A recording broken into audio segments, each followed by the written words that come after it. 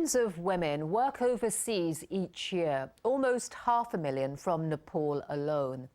The money they send home is supporting their families, but sometimes the women are cruelly exploited. Now Nepal is helping its female migrant workers fight for their rights.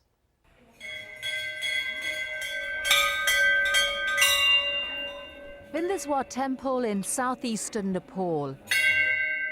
Women pray to the Hindu god Shiva to protect those who provide for their families. Traditionally, this has always been the husbands, many of whom work abroad sending money for their wives back home. But that is changing. Vijaya Rai Shrestha's husband is now unemployed, and it is she who provides for the family. I don't think I would have been the main breadwinner if I have not gone for foreign employment. Vijaya had been working as a school teacher, but her wages were low. She left Nepal to work in Japan for 2 years. Her earnings there helped her fulfill her lifelong wish. My dream was to educate my 2 sons in a good school. I think I have fulfilled my dream because I could educate my son in an English medium school, and now they are doing good. Like an estimated 420,000 Nepali women currently working abroad, Vijaya sent her earnings home, making a large contribution to the family finances. And for Vijaya, there was another benefit: new status with her in-laws. Once she was confined to the kitchen, and now she is treated as an honored guest. My mother-in-law always said that she is proud of me, and even she said that you are my best daughter-in-law. Although the personal rewards can be great, so can the costs. When I think of the day I left my younger son in the airport, I still feel bad. It was not my choice to migrate. I had to go there for the sake of my sons.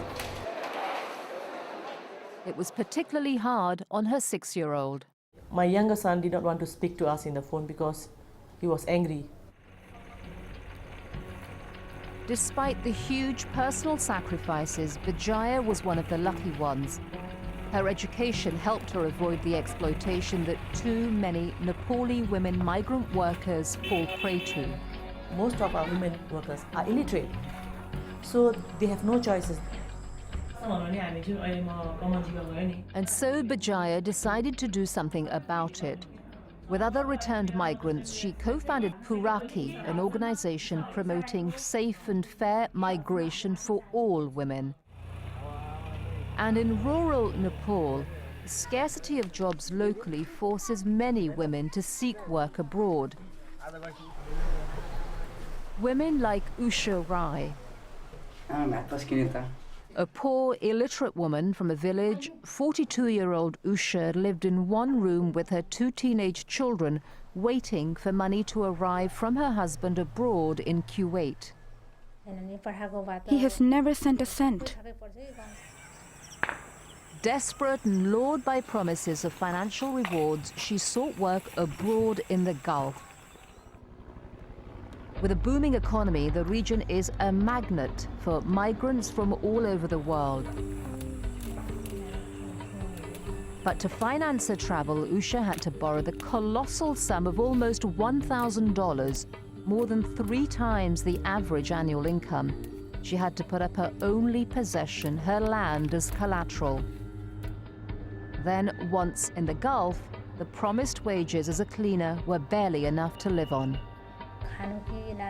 I didn't know whether I should eat with that money, or educate my children with it, or pay off my debts. I was panic-stricken. After 11 months, the company Usha worked for closed down and she had to return to Nepal. Now unemployed, she is overwhelmed by debt, unable to buy back her land. Her son Rajiv questions whether she will be able to pay for his schooling. I don't know what to say. I have to say that I can to provide a ray of hope, but I don't know how I will educate him. To protect women migrant workers from exploitation, Puraki and other like-minded organizations supported by the United Nations Development Fund for Women, UNIFEM, lobbied the government for years. Finally, in 2007, their efforts paid off. The government of Nepal introduced the innovative new Foreign Employment Act. It specifically protects both the economic and social rights of women who go abroad to work.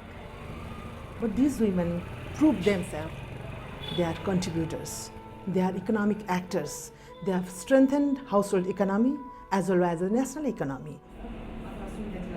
Sharu Josh works with UNIFEM in Nepal. Our main priority is the legal protection of women migrant workers. Women like Usha, who lost their jobs abroad, can now be compensated for their initial costs of travel. Mohan Krishna Sapkota is director of the new Nepali Department of Foreign Employment, responsible for the new law.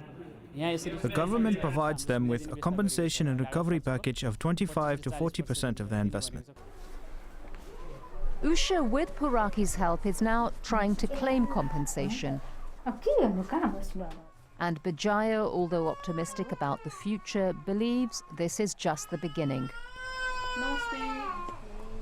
We have to fight for our rights. Migrant women workers also have their rights. There is the future, but it will take time.